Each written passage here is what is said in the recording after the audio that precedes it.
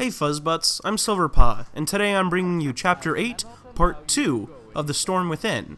Now before we start, I just want to remind you guys that if you like the video, please leave a like, because every like really helps me out. Anyways, let's get started. The Vulpine felt a sinking feeling in his stomach, and a twinge of embarrassment. They were both silent for a long time. Eventually he continued, I guess there's nothing left for me to say then. Yeah. Another long pause. From all the way across the hall, Fox could see that her expression was unsettlingly unreadable. At this point, he could only assume that she was dissatisfied with his apology. Given his actions lately, he didn't blame her.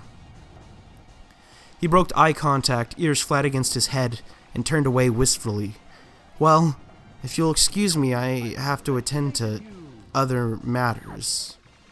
He began to make his way back to his room when he was ambushed by a hug from behind. Krystal's arms wrapped around his midsection as he awkwardly received the unexpected embrace. As soon as she let go, Fox turned to face her with confusion. What? Thanks for your apology, Krystal explained. I know it took a lot for you to say all of that. Fox rubbed the back of his neck uncomfortably. Oh, thanks. Yeah, I'm kind of realizing I've been a massive asshole lately. No one can blame you, Fox. You've been through a lot. But I need to stop using that as an excuse. He became more stern. Like with Wolf, whenever he talks to me, all I do is play the hero card. Well, I saved you, so whatever you say doesn't matter. And that's not fair. Krystal smirked.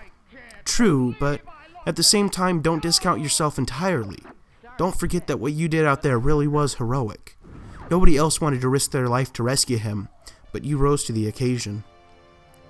And look just where that got me, Fox wanted to say. Although he decided against it, he immediately realized she'd picked up on it regardless. He sighed.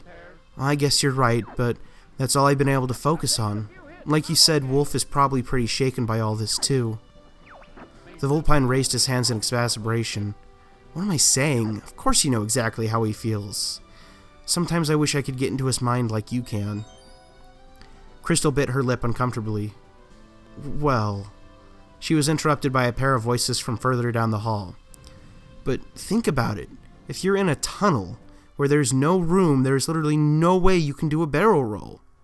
I'm telling you, Frogface, I could totally do it. I'll show you next time we're in the air. You are not going to destroy one of our R-Wings to prove a point, Bird Brain. Flippy and Falco were engaging in yet another heated debate. I'm not going to destroy it, you slimy... Upon encountering Fox and Krystal, the two promptly halted their discussion. Falco gulped, then nodded awkwardly at Krystal before passing her to enter his bedroom. Slippy followed close behind. As soon as the bedroom door closed, Fox turned to her. He still hasn't apologized for all that stuff earlier, has he? She shook her head. I don't think sorry's in his vocabulary. Oh, well, to be fair, my own track record hasn't been so great either. He chuckled, but sadly. Speaking of, I really have to go talk to Wolf. She nodded understandingly. Of course. Thanks for the apology, Fox. It really means a lot to me. She moved close and the two hugged again briefly. Hey, it's nothing. I should be really thanking you for giving me another chance. Krystal waved her hand in dismissal. I have faith in your ability to make things right. She turned towards her bedroom door across the hall. Good luck, Fox. The two went their separate ways, Krystal to her room and Fox to his own. As soon as he stepped through the door, the Vulpine dropped his dirty laundry in the basket and checked himself in the mirror again. With the dirt and blood washed away, not only had his fur regained its shine and volume, but the cuts across his face had become significantly less visible as well. He studied the pair of emerald eyes looking back at him, shining with newfound energy. It was hard to believe he was even the same person. In fact, if his newly cleaned floor was of any indication, he really wasn't. The fact that he was also so determined to set things right with Wolf was proof that he had become someone different. Someone better, I hope. After smoothing down an unruly tuft of fur on his head, the Vulpine decided he was sufficiently presentable. With a contented sigh, he left his room and headed towards the medbay, ready to make amends. Shroom. Fox stood in the open doorway, catching Wolf's attention from a distance. The two locked eyes in silence for a moment before Fox spoke. "Hey." Wolf continued to eye him silently. Fox again cleared his throat and attempted to break the tension once again. "Can I come in?" The lupine narrowed his eye. "That's not my choice to make," he muttered. Fox gulped, realizing this was going to be harder than he had expected. He stepped cautiously into the room and the door shut behind him. The silence was punctuated only by the gentle hum of the engines and the occasional whir or beep from the medical equipment. "I need to talk to you." "You mean you didn't just stroll in here to berate me further?" Fox's expression hardened in preparation to retaliate, but he stopped himself. "I need to keep my cool." To be fair, Wolf had every reason to be mad at him, considering his recent behavior. The Vulpine took a breath to calm himself. "No." "Then what are you doing here? I already told you to leave me alone." "I have a lot to apologize for." "You sure as hell didn't mean it when you apologized last time you saw me." The Vulpine continued, ignoring Wolf's attempts to rile him up. "I've been under a lot of stress lately, with the mission and my injuries." "Right, 'cause you're apparently the only one who got the shaft in this whole situation." Wolf laughed bitterly. "Am I supposed to pity you?" "Please, just hear me out, alright?" Fox's tone hardened somewhat. "This whole time I was caught up with the fact that I was so injured and that I heroically rescued you." He scoffed at his own words. "That I never stopped to think about your side of the story." Wolf didn't immediately respond. Fox continued to linger near the doorway, far from the bed in the middle of the room. "Go on," the lupine finally said with a hint of reluctance.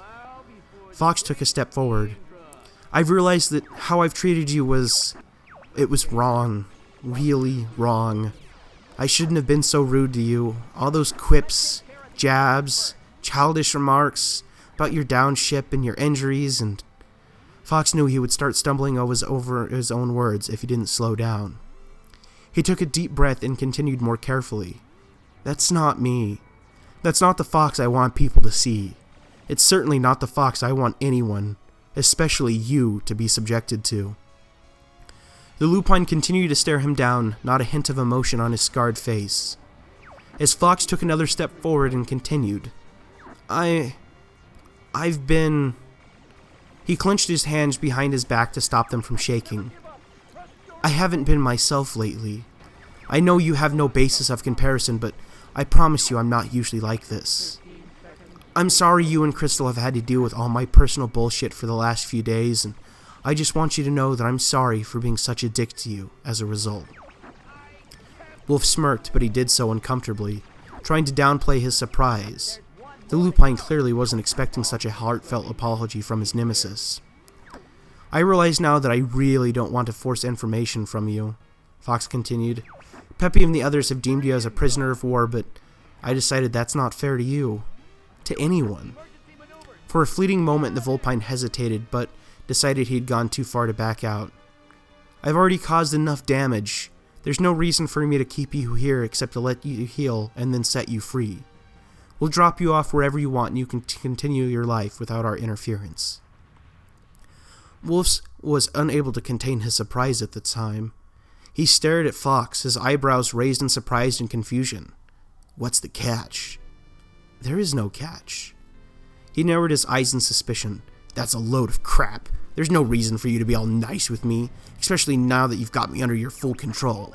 Why the sudden change of heart?" The lupine's skepticism was almost beginning to irritate Fox. "There's technically no reason I have to apologize to you either. Hell, I probably shouldn't be saying all this to someone who wants nothing more to see me dead. But, you know what?" He took another step towards Wolf. "I don't care. I'm done being an asshole. I want to take the first step in making things right." By now, he was no more than a meter away from his bed, able to see every detail of Wolf's injured body. His bloodied fur and scarred eye socket still caused Fox's fur to stand on end, but the Vulpine realized that this was the first time he'd seen his rival's face adorned with something other than pure hatred. Granted, the perplexed expression wasn't much of an improvement, but it was still an improvement nonetheless. The lupine shifted his focus from one of Fox's emerald's eyes to the other, back and forth, no doubt trying desperately to find a hint of deception in the Vulpine's expression. "Let me tell you, McLeod, I've dealt with a lot of liars in my time." He studied Fox's face for another moment before giving up. "You're either the best one I've ever met, or you really do mean all that sappy bullshit you just spewed onto me." Fox shrugged. "I don't lie." Wolf shook his head. "Everybody lies. Don't kid yourself." "Well, I certainly didn't lie to you about any of this." "As far as I can tell," the Lupine huffed, his arms crossed. "Well, do you accept my apology, Wolf?" Fox held his hand out. "Am I out of my mind here?" Wolf looked at his outstretched limbs as if it were on fire. "Maybe. Probably." His expression gradually changed from disbelief to confusion, and an assortment of less recognizable expressions. Fox would have found it humorous if he himself wasn't preoccupied with the emotional turmoil of asking for forgiveness from his mortal enemy. But you know what? It doesn't matter who's right or wrong anymore. Wolf's gaze dropped to the floor as he processed the unexpected exchange. When he resumed eye contact a moment later, his face had resumed its default state of rock-like stoicism as well. All that matters is making things right with him. After a tense pause, he spoke gruffly. "Sure, no reason not to, I guess." He raised his hand to meet Fox's, gripped it firmly, and the two shook decisively. "I just hope he wants this new beginning as badly as I do."